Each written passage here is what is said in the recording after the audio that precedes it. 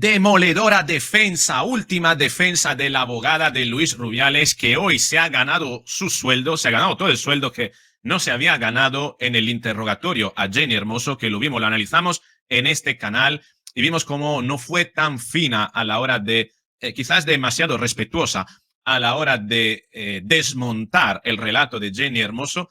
Tampoco lo fue tanto cuando declaró Rubiales, pero hoy la defensa que ha hecho de Luis Rubiales ha sido numantina, realmente impresionante, desmontando cada uno de los sesgos de género, de los sesgos feministas, de los montajes, de las tergiversaciones, de las distorsiones de la fiscal, uno por uno, incluyendo algunos elementos como señalar que la fiscal estaba utilizando trozos de sentencias. Ojo con esto, trozos de sentencias que alegaban cuestiones que pero entraban dentro de circunstancias de agresiones mucho mayores, como por ejemplo el hecho de considerar que ya solo un beso en la mejilla podría ser una forma de agresión sexual, pero claro, dentro de un acto de agresión violenta que recogía toda esa sentencia.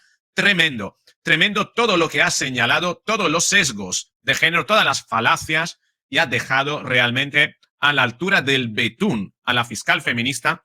Y no te anticipo más, va a ser un vídeo largo porque merece tratar todos y cada uno de los puntos más importantes.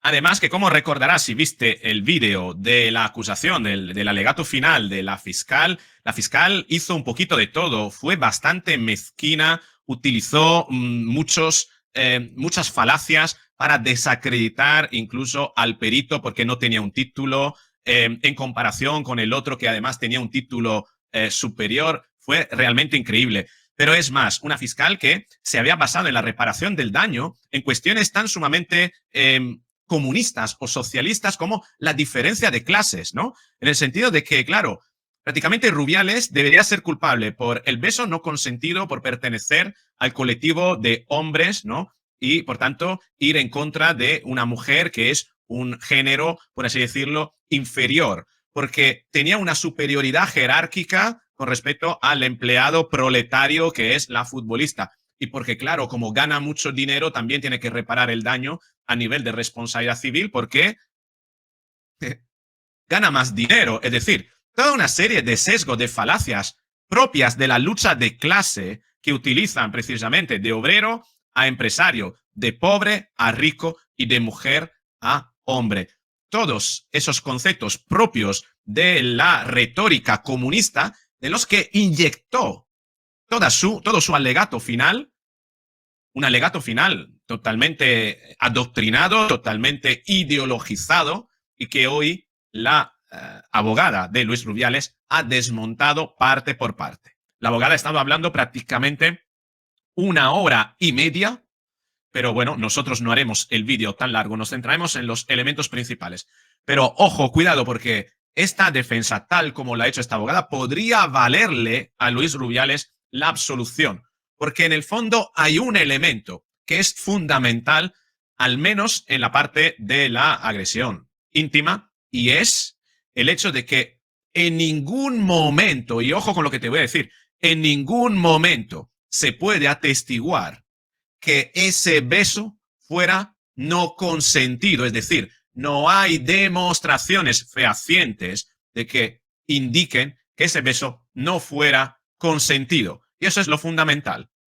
Pero para que lo entiendas mejor, vamos a ver la abogada de Luis Rubiales porque realmente ha sido demoledora. Venga, vamos con el vídeo.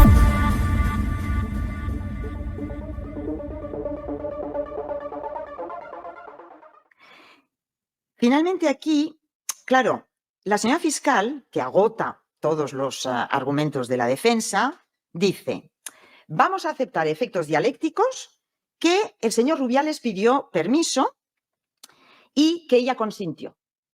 Pero es que ella podía pensar que lo que estaba consintiendo era un beso en la mejilla. Mire, señoría, nadie en nuestro país, en un país mediterráneo, con los usos sociales de nuestro entorno, nadie pide un beso para darlo en la mejilla. Esto quizás ocurrirá en Japón, donde se ha vetado prácticamente cualquier contacto físico por un ámbito cultural muy determinado.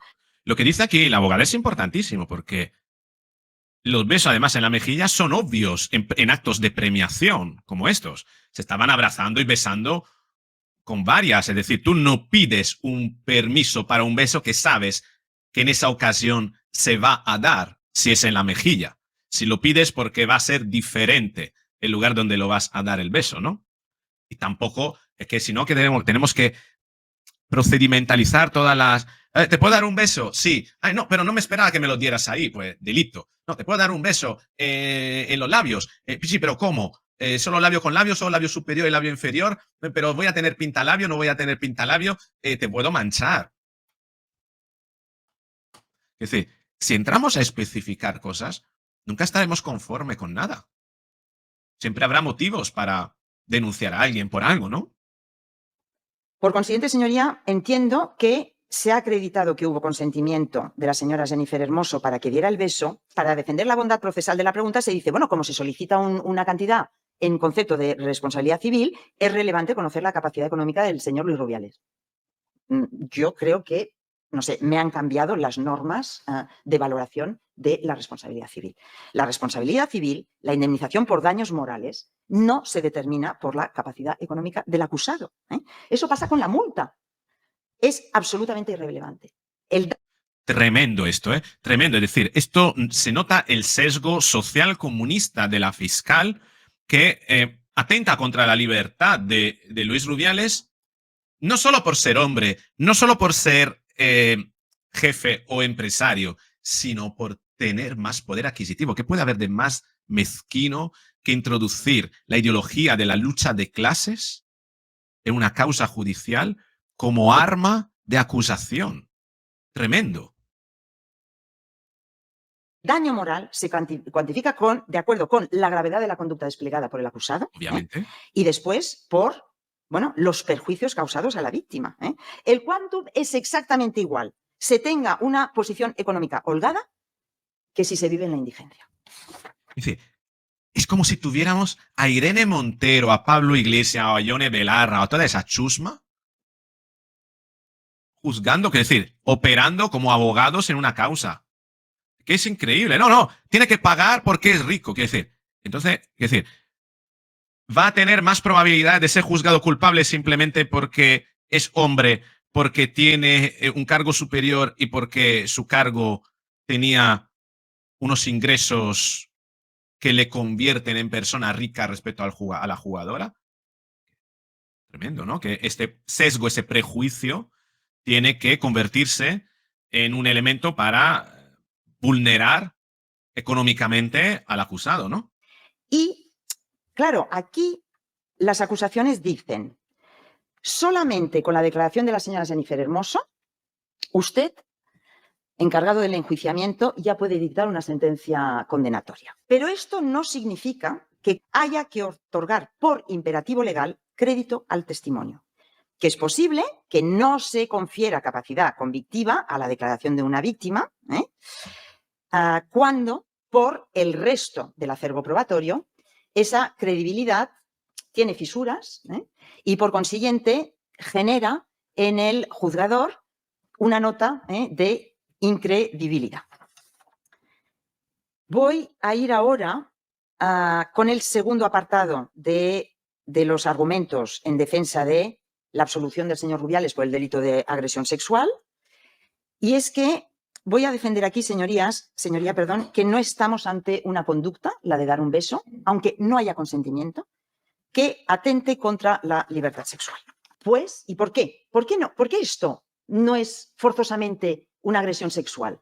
Pues porque son frecuentes, y lo dice la sentencia, no lo digo yo, en determinados ámbitos familiares, incluso sociales, sin que necesariamente impliquen un comportamiento lascivo, merecedor de condena penal. Y en esta sentencia, que es muy reciente, se invoca la 490-2015 de 25 de mayo, que dice, los besos, incluso en los labios, no revisten inequivocadamente este carácter sexual.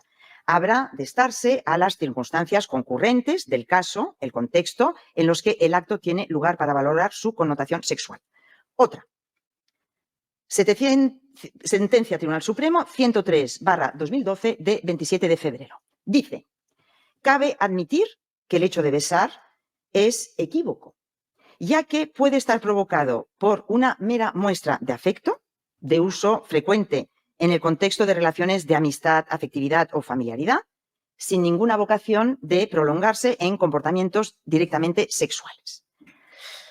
Aquí, señoría, por lo tanto, si partimos de la base de que el propio Tribunal Supremo admite que hay besos en los labios que pueden no, finalmente, pues integrar el elemento objetivo del 178, acto que atente contra la libertad sexual, vamos a tener que valorar, o va a tener usted que valorar, el contexto y circunstancias de este caso. Ese beso se da en una fase de una celebración por un éxito extraordinario, incluso a los que no nos gusta el fútbol. Fue un momento de emoción de ese equipo femenino de fútbol. Es un momento de máxima alegría, de euforia. Previo al beso, y aquí de nuevo, mire, es que ya verá usted las imágenes. Aquí el señor Rubiales y la señora Hermoso se abrazan, se han dirigido palabras de afecto, eres un crack, sin ti esto habría sido imposible. Y justo después del beso, porque el beso ya lo he analizado, la señora Jennifer Hermoso da al señor Rubiales unas palmadas en los costados, es decir, prolonga el contacto corporal y se aleja sonriente. Mire, aquí, claro, se dice, bueno, no, claro, pero está en shock. Yo creo, señoría, y además los que hemos intervenido en defensas o en acusaciones por delitos contra la libertad sexual, que las reacciones frente a un intento o un delito contra la libertad sexual consumado, aunque la reacción pueda ser sutil, pueda ser controlada, no se puede dominar. Es que yo creo que resulta incompatible desde la perspectiva de lo que es el comportamiento humano, que muchas veces es que no controlamos, es que los reflejos, el rechazo es instantáneo, no lo hacemos nosotros. Te dan un beso que tú no has querido y en ese momento te da asco y te despides con 2 palmadas en los costados, que es prolongar el contacto físico y con una sonrisa. Hombre, se pueden dar circunstancias, no es tal como lo dice la abogada en este caso. La abogada tiene que defender a Rubiales, ¿no? Pero se dan circunstancias. A mí también me ha pasado, sobre todo en circunstancias sociales, cuando estás rodeado de otras personas, te encuentra alguien que le dirías algo feo, pero nada, saca una sonrisa por el gesto que te hace y dice, pues vale, pero te lo guardas, ¿no? Dice. Entonces, no estoy tan de acuerdo con lo que dice aquí la abogada. Sí es cierto que cuando hay algo que te causa rechazo, lo instintivo es un gesto de rechazo, pero hay veces que según la situación donde estás, el cerebro razona rápidamente, actúa rápidamente y dice, sí, rechazo, pero no me conviene ahora dar la nota, ¿no? Por tanto, esto no se coge tan bien como todo el resto, pero quizás sea la única fisura de la abogada hoy. Septiembre del 18, dice que lo que es habitual y lo que es mayoritariamente habitual en los delitos contra la libertad sexual es que se produzcan en espacios fuera del alcance de la vista de terceros.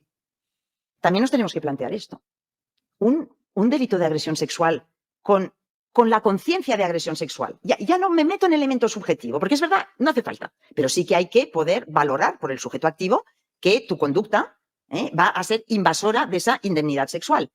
Alguien que se represente esto lleva a cabo esta conducta, no ante los que están allí en el estadio, lo han dicho aquí, ante millones y millones de espectadores. Mire, estamos ante una manifestación de alegría incontrolable. ¿Estamos ante una conducta inadecuada? Sí. ¿Delictiva? No. Y lo que quizás deberíamos recordar, y en este caso también quizás tocaría hacer una labor pedagógica, social, es que el juicio moral no siempre conlleva un equivalente en la parte especial del Código Penal. Y aquí... Eso es decir, que algo no te guste no significa que tengamos que elevarlo a condición de delito. Eso es lo que está diciendo la abogada. Y se dice, bueno, claro, es que el señor Rubiales lo dijo aquí, lo reconoció, metí la pata. Por consiguiente, aquí también porque todo esto que manifestó la señora fiscal vendría ligado un poco con este lema del yo sí te creo. Mire, el yo sí te creo, si hay un espacio al que no pueda llevarse, es el de los tribunales, donde los castigos, las penas, deben desprenderse no de delitos creídos, sino de delitos demostrados. Si esos actos en sí mismos tienen una inequívoca connotación sexual, es suficiente que el autor conozca que su conducta puede afectar a esos valores. Y así lo dice la sentencia 547 del 16 de 22 de junio. Pero esta sentencia y otras dice, pero se recurre a este elemento subjetivo ante conductas o situaciones equívocas, ambiguas o susceptibles de arrojar dudas sobre su carácter sexual. Y los besos, como hemos visto que se ha dicho por el Tribunal Supremo, se sitúan en esta zona de ambigüedad.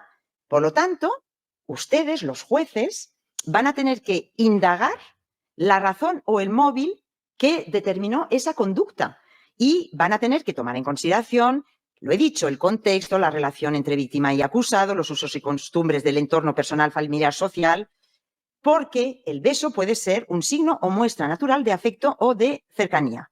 Esto, concretamente, lo dice la sentencia 647/2023 de 27 de julio. Claro, esto es como si, voy a dar un ejemplo muy rápido, es como si yo desde mi ventana veo en el edificio de enfrente un hombre que tiene a un niño de 5 años en brazos y le da un beso en la boca. Y llamo a la policía y digo, he presenciado un delito de agresión sexual de un mayor de edad sobre un menor de edad y está en tal piso. Bien, a partir de aquí, si ese hombre es el padre, si hay prueba que acredita que en ese ámbito familiar esto, bueno, pues es una conducta que a veces se lleva a cabo, si se acredita que ese mismo día hay el anuncio de que ese niño va a tener una hermanita y hay gran efusión e ilusión. ¿Alguien se plantea que a este hombre lo van a acusar por un delito de agresión sexual? Pues esto es lo que dice el Supremo.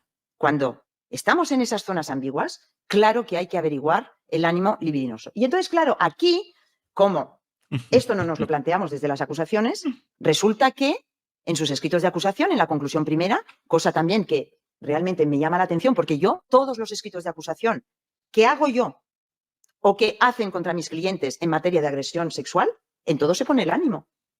Aquí no se dice absolutamente nada del ánimo. No concurre ese elemento de ánimo sexual en Luis Rubiales. Y por todo lo expuesto, señoría, creo que esto le debe llevar a dictar una sentencia absolutoria. Y, mire, y voy a agotar con esto, al final, todos los prismas de la defensa. Si usted considerase que la hipótesis de la acusación es razonable, creo sinceramente que las objeciones a la afirmación acusatoria también lo son. Y cuando ello ocurre, como dice el Tribunal Supremo, cualquiera que sea su convicción subjetiva, es decir, la convicción subjetiva del juzgador, está obligado constitucionalmente a dudar.